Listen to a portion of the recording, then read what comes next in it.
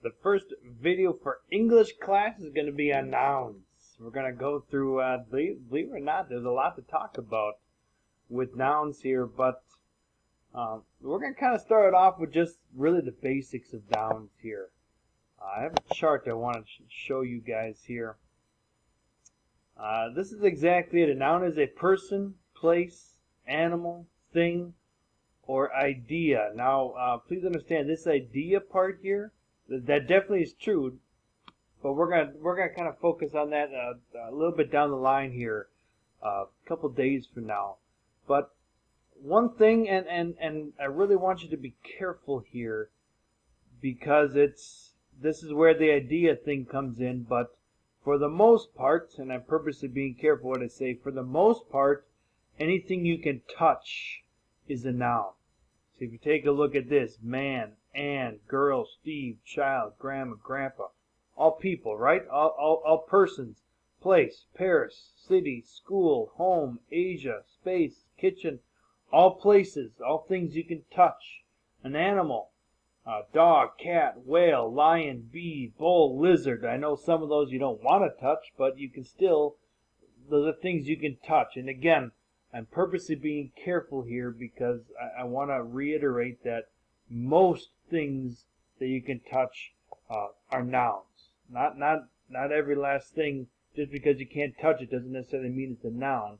But again, we'll kind of talk about that more with ideas. And then you got things. I mean, I would assume the room that you're in watching this video on the tablet, you can probably name 15, 20 things. Those are nouns. Your tablet, your flash drive. Maybe someone's got the TV on, the chair you're sitting on. Those are all nouns. Just where I'm sitting here, I have a pen. That's a noun. I have my wallet sitting here. That's a noun. My phone, that's a noun. This piece of paper I have. All nouns. All nouns. All things, right? The real simple way to remember nouns for the most part is a person, place, or thing. Those are nouns.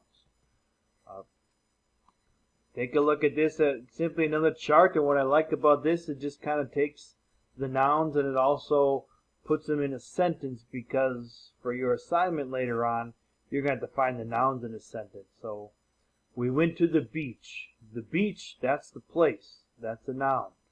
An object, I ate the apple. Apple, that's a thing. That's a noun. Here we have a little bit more where this is much like your assignment here. Whoops, excuse me. This is much like your assignment here. And you need to read the sentence and you need to find all the nouns.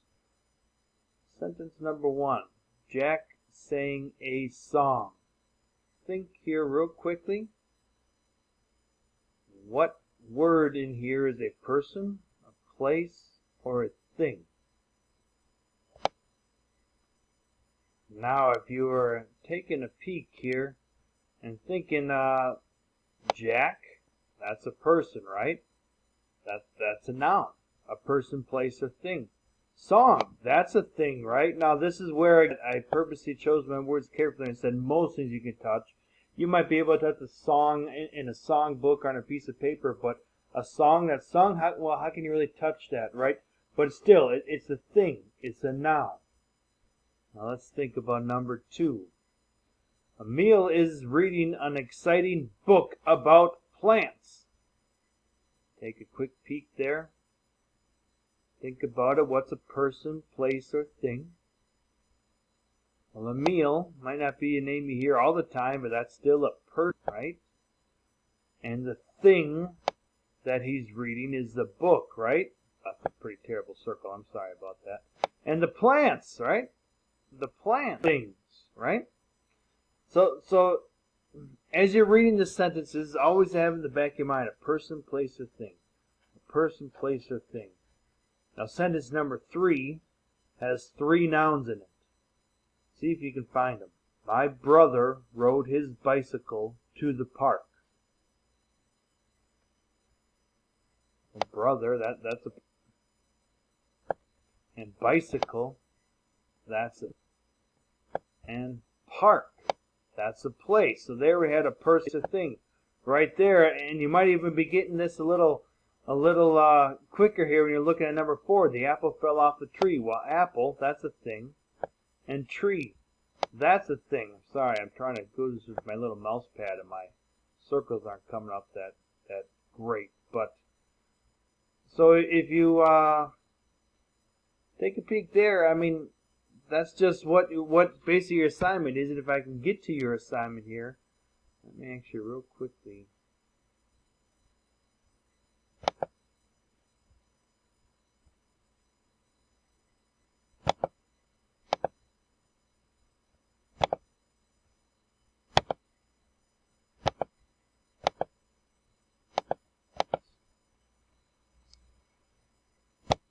Sorry about that, guys. Here we go. Now I can finally get to your assignment here, okay?